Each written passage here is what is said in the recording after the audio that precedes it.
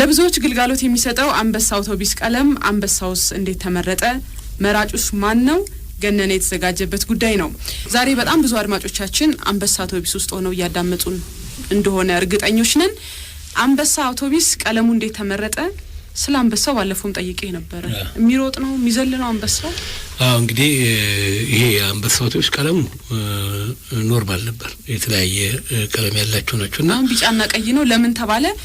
ማስታወቂያዎች አዳምጠን ስንመለስ ገኔ ይመለስበት። አንበሳ ውስጥ እንግዲህ እናንቆረቁራለን። እንደዚህ አንበሳው ነው የምናወራው። ስለ አንበሳው ይወራ በጣም ከባለፈው ሳምንት ጀምሮ። መቼ ነው ይሄንን ቀለም የያዘው? የአንበሳውም ጉዳይ ለምን ተመረጠ የሚለው በነገራችን ላይ ሲጀመርም እኮ አንበሳው እንደ በአውቶቡስ ደረጃ አይደለም። የጭነት መኪና ነው። አግዳሚውን ብራለ እዛ ነው የሚቀመጠው ሰው ወጥቶ ማለት ነው። በመሰላል ነገር ወጣና ነው የሚቀመጠው እንጂ አውቶቡስ አልነበረም። ድሮ ካሚዮን ምናምን የሚባል ነገር ነበርና ወደ ክፍለ ሀገር የሚሄዱት አውቶቡሶች እኮ አትክልት ተራ ነበር። ከዛ ተክለ ሃይማኖት ወደ ከዛ አመዴ ገበያ ከዛ ነው አውቶቡስ ተራ የሚባል መጣ አውቶቡስ የሚባለው። ሳምሶም ዳቦ ቤት የሚባል አለ። ሳምሶም ዳቦ አንድ የመጣ አውቶቡስ ነበረ። በኋላ ፊቱም ኋላም እንደ ዳቦ ነው። ትልቁ ዳቦ አለ አይደል? ፊቱም ኋላው አንድ ነው።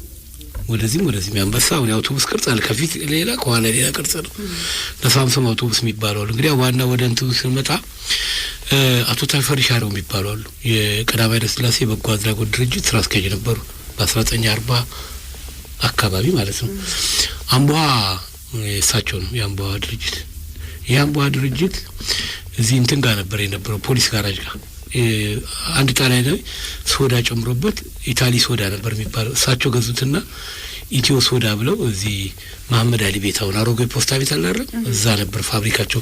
ፖልፒ አረንቻታ ምናምን የሚባል ነገር ሰምተሻል? ሲባል ሰምቻለሁ። አረንቻታ ምናምን የነጻነት መለስ ሙዚቃ ራሱ አረንቻታ የሚለው ቀምሰዋል። ዞማ ኮላ ምናምን እኔ አልደረስኩበትም አረንቻታ ላይ ግን ያው በጣም እንደ እንጆሪ ሆኖ አመላስ ሁሉ ምናምን በቃ ቀይ ሊፕስቲክ ምናምን ከዛ በኋላ መሰለኝ መጣው ቀይ ይሆናልና ዞማ ኮላ በ1951 እንደውም ኮከብ ዘፋኞችን ይመርጥ ነበር። ብሔራዊ ቲያትር ሀገር ማን ነው ማዘጋጃ ቤት ማን ነው ጦር ሰራዊት ክብር ዘበኛ ሲወዳደሩ ዞማ ኮላ ነበር ሽልማት የሚሰጠው። የዞማ ኮላም እዚህ ታወቀ መጠጥ ነበር። የሳቸው ነው እዚህ የአምቦሃ ድርጅትና አምቦሃውን አይታችሁታል? እንትኑ ጠርማ ማን ነው አርማውን ዛፉን ስር ያለበት እና ምንጩ ነው ከዛ የሚመነጨው የአምቦ ጠበል ተብሎ ነው በኋላ የሳቸው ድርጅት ሲሆን ማለት ነውና ያንን ስለ የሰራው ጣሊያናዊ ፉሞ የሚባል ሰውዬ ነው። ጣሊያናዊ ፉሞ ይሄ ሰውዬ የመጀመሪያ ብሔራዊ ቲያትር የመድረክ የሚሰራ የነበረው ሰው ነው። ጣሊያናዊ ፉሞ የሚባል ማለት ነውና እኚህ የቀዳማዊ ኃይለ ሥላሴ በጎ አድራጎት ድርጅት ውስጥ የአንበሳ አውቶቡስ የቀዳማዊ ኃይለ ሥላሴ በጎ አድራጎት ድርጅት በእንትን ንጉሱ ናቸው የሰጡት። ለበጎ አድራጎት ድርጅት ገቢ አነስተኛ ስለሆነ የአንበሳ አውቶቡስ ለቀዳማዊ ኃይለ ሥላሴ በጎ አድራጎት ድርጅት ተሰጠ። ሲሰጥ እንጂ ስራ አስኪያጁ አቶ ተፈሪ ሻረው ናቸው ብዬሻለሁ። እንግዲህ እሳቸው ለምን ቀለም አንመርጥለትም በሚል ተመረጠ። ብዙ አይነት ቀለም አረንጓዴና ነጭ ሆነ፣ ቀይና ሰማያዊ ሆነ፣ መጨረሻ ቢጫና ቀይ የፉሞ ነው የመረጠው ጣሊያናዊ ነውና አንበሳ አውቶቡስ ስም ይሰጠው ሲባል ማነው ስዕል ይሳል ሲባል ሁለት አንድ እናትና አንድ አንበሳ ቁጭ ያሉ ነበሩ።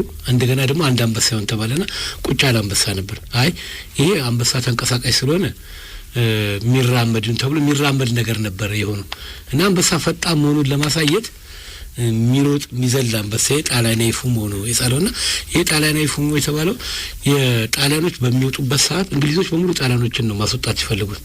ይሄን አቶ ተፈሪ ሻረው የተማሩ ጣሊያኖችን ወስደው ነበረ። ይሄንን ጣሊያኑን ፉሞ ወሰዱትና ተግባረድም አስተማሪ ነበር የሰውዬ። ከተግባረድም አስተማሪውን የስዕል አስተማሪ ሆኖ ሰርቷል።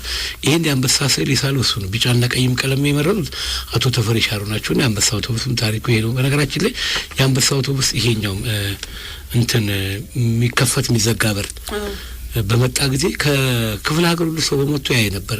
ሴጣን ነው የሚከፍተው ተብሎ ሲከፈት ሲዘጋ ነው። ያችን ብቻ ለማየት ይመጡ ነበር። እዚህ ለጋር መጥቶ አውቶቡሷን ጠብቀው ሲከፈት ሲዘጋ አይተው ሁሉ የሚሄዱ ነበር። በጣም ቴክኖሎጂው ምናምን ሳቁ እናንተ አይ ሰው ቶሎ ካልገባ ሁሉ ሰው ይመታል አይደል? አዎ በኋላ እንትን ያደረገ በነገራችን ሊፍትም ራስ ደስታ እኮ ነው መጀመሪያ እንትን ያለውና ሰዎች ገብተው ሊፍት ወጥተው ይወርዱ ነበር።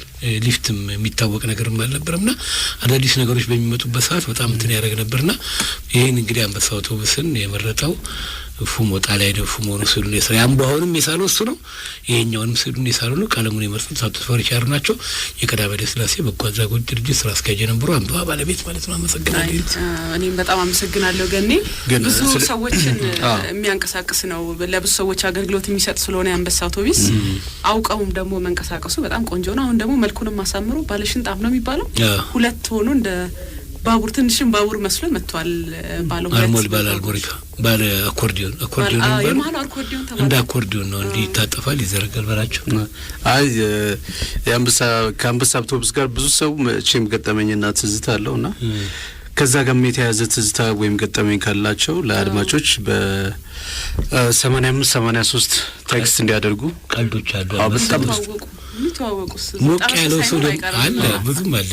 በተለይ ተማሪዎች አንበሳ አውቶቡስ ላይ በጣም እንትን ያደርግ። በነገራችን ላይ ደግሞ ትምህርቱም የሌላቸው ሰዎች ነው። በስም ቁጥር ነች የሚሉ እቺ ስም ቁጥር ነች ምናምን የሚሉ አሉ እና ቁጥር እንትን ያደርጋሉና በተለይ ሞቅ ያላቸው ሰዎች አንበሳ አውቶቡስ ላይ ብዙ ታሪክ አላቸው እና ጨዋታ የሚፈጥሩ አሉ። አንበሳ ውስጥ ያለ ቀልድ ብዙ አለ። በዛ ላይ ደግሞ የሚያስመልሳቸውም አሉ። ብዙ ታሪክ አለ አንበሳ አውቶቡስ ላይ በብዛት በሩ እጄን ይዘኝ ነበር። እኔ በመማርበት ጊዜ ከበጸባ ነበር የተማርኩትና ብዙ ጊዜ እጄን ምናምን ይዘኝ ነበርና በጣም ያማል። በሩ ራሱ ፍጥነቱ ራሱ ሲዘጋ በጣም አስቸጋሪ ነው። ባለውለታው ነው። በጣም ባለውለታው ነው። አንበሳ ባለፈው በላቸውም ያለው አረ 41 ያለ በጣም ደስ ይላል። መሴ ሪዞርትን እየተከታተላችሁ ነው ያላችሁ።